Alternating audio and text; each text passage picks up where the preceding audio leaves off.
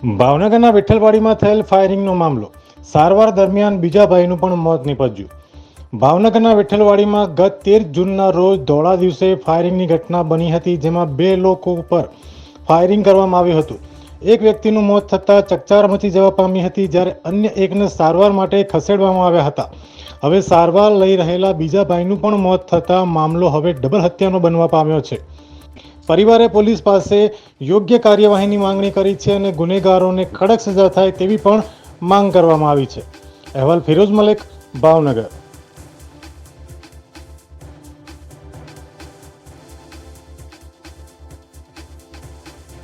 ખેરાલુના વરેઠા ગામે શંકાસ્પદ ચાંદીપુરા વાયરસના લીધે એક બાળકના મોત બાદ જિલ્લા સ્તરેથી દવા છંટકાવના આદેશો આપી દેવાયા છે, જેને પગલે આરોગ્ય વિભાગ દ્વારા ખેરાલુના મંદ્રપુર ગામે ટીમ કામે લાગી હતી. ગામમાં આવેલા કાચા મકાનો આસપાસ દવા છાંટવામાં આવી હતી, જ્યારે મકાનોની તિરાડોમાં પણ દવા નાખવામાં આવી હતી. ચાણસોલ આરોગ્ય કેન્દ્રના ડોક્ટર કમલેશ શ્રીમાળેની દેખરેખ નીચે મંદ્રપુર ગામે માખી મચ્છરોનું બ્રીડિંગ રોકવા કાર્યવાહી હાથ ધરવામાં આવી છે. અહેવાલ જીગર મેવાડા, ખેરાલુ.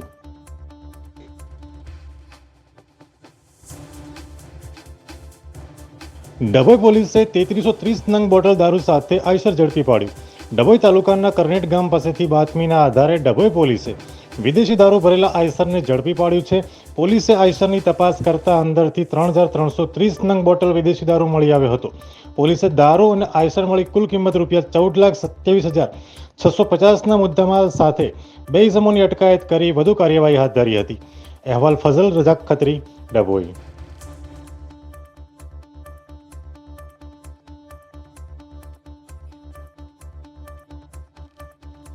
હવામાન વિભાગ દ્વારા આગામી 22 જુલાઈ સુધી રાજ્યના વિવિધ ભાગોમાં ભારે વરસાદની આગાહી કરવામાં આવી છે.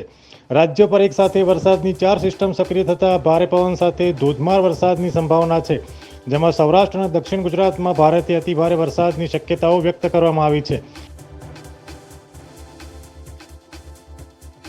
તો બીજી તરફ સૌરાષ્ટ્રમાં મેઘરાજા મન મૂકીને વરસી રહ્યા છે, ત્યારે પોરબંદર, જૂનાગઢ, ધોરાજી સહિતના વિસ્તારોમાં ધોધમાર વરસાદથી હાલત કફોડી બનવા પામી છે. ધોરાજીના છત્રાસા વડોદર ગામમાં અનરાધાર વરસાદથી નદીઓમાં ઘોડાપૂર આવતા ગામમાં પાણી ફરી વળ્યા છે અને બજારોમાં નદીઓ વહી રહી છે. પોરબંદરમાં 24 કલાકમાં 18 ઇંચ વરસાદ પડતા જનજીવન અસ્તવ્યસ્ત થવા પામ્યું છે. હજુ પણ અતિભારે વરસાદનું એલર્ટ આપવામાં આવ્યું છે.